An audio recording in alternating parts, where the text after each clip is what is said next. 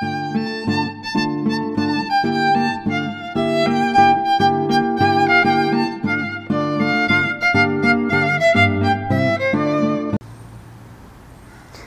everyone, this is your weekly astrology horoscope with me, Lada, from AstroLada.com, and this is for the week from the 19th of September to the 25th of September, when the equinox is happening during that week. But before I start, and I have some really good news for you overall, but before I start I want to make a quick announcement, because on the 24th of September, me and another very much loved astrologers of yours, Marina, are going to be making, this is Saturday, a child astrology webinar.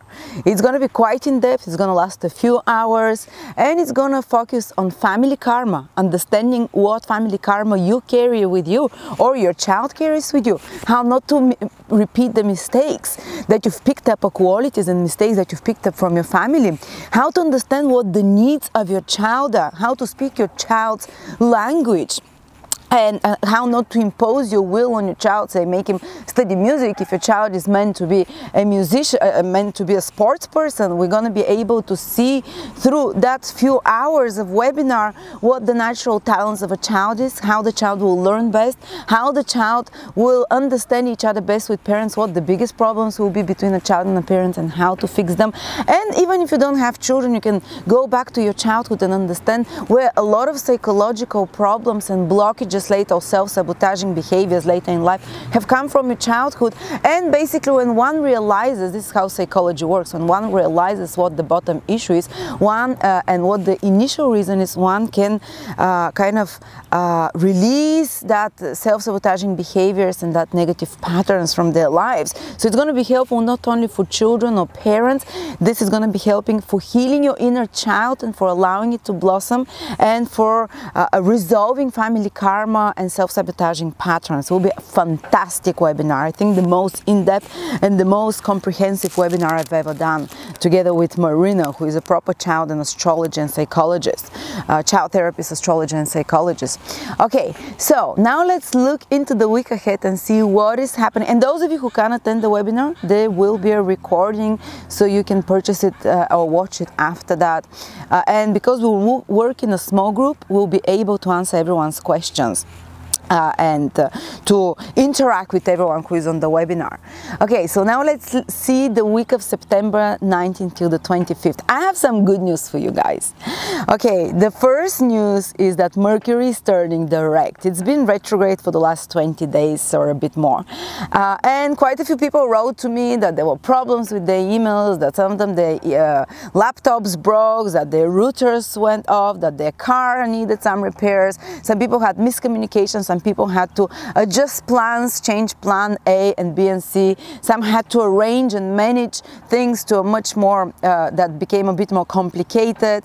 There were some arguments that came up as well, because Mercury was square with Mars, so the energy was kind of tense. But now, from this week, from the middle of this week, Mercury, first it's becoming stationary for a few days. So Mercury becomes extremely powerful and strong. When a planet is stationary, it looks like it's not moving for a few days from the Earth.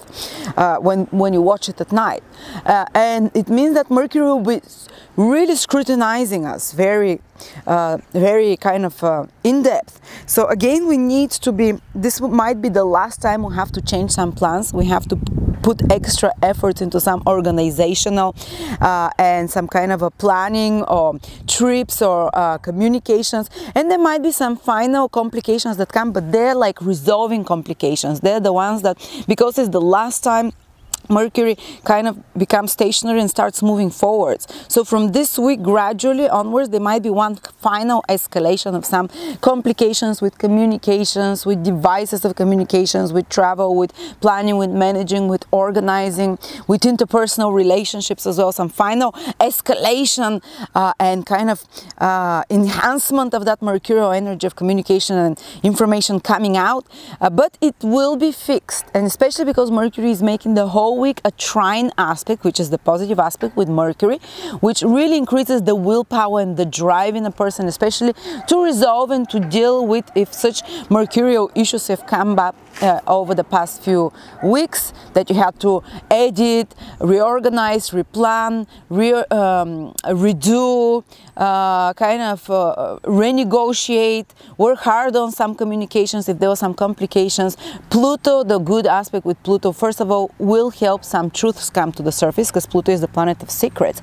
And when it's in a good aspect with Mercury, either some secret information that was not available to you, piece of the puzzle, will come to you now to help you resolve those issues, or extra push of willpower, extra push of determination, and extra insight, because Pluto is extremely insightful planet, which is helping our mind, our logical mind, resolve one of those mercurial issues and help us, start improving those mercurial issues. And basically from the week after that, Mercury is fully moving ahead. So within the next couple of weeks, basically from this week and the next one, all those issues and complications in communications will start getting resolved, and you would be finally, over the next 2 weeks, you'd start seeing, okay, I'm glad that this happened. Even if my laptop broke, I'm glad I got a new one that's better, or I was able to organize better. I'm glad that there was this stress that's happened at my workplace, because I was able to organize my workplace more efficiently, or because I was able to plan a better course of action. I was able to do the business plan better, or the business negotiation, or the business contract better. And now if there was some delays in contracts, in signing of documents, in communications, if there was some blockage to communications as well, people, when Mercury is retrograde, there can be some introversion of that and having to put extra efforts. It starts getting resolved, and communication starts improving as well with people, and even in personal relationships, especially the people that have mutable signs were quite affected by this Mercury retrograde, whether it's your ascendant, sun or moon, if you have it in Pisces, in Gemini, in Sagittarius, or in Virgo, there might have been some kind of escalation of communications, the unsaid words coming to the surface being said, having to change, having to plan, to replan, small things that were, and because it was in the sign of Virgo that Mercury was retrograde, it's all about fixing things. It's all about correcting errors. It's all about editing and redoing. It's all about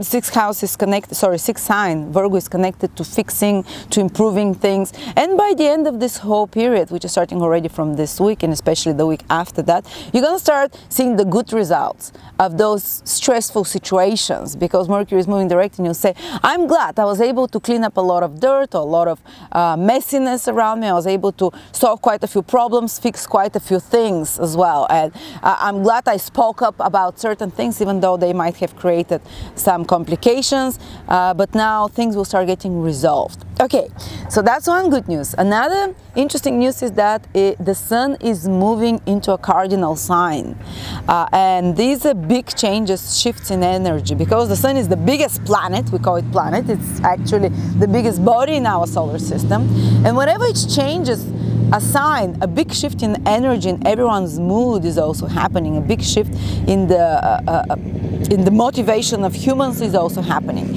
And the sun is moving into a cardinal sign. And actually for the last few weeks, we've had a lot of mutable energy. We had Mars, Saturn, they're still there, Mercury, the sun, and Venus till recently as well. And Jupiter were in mutable signs, and the mutable signs are, Sagittarius, Pisces, Virgo,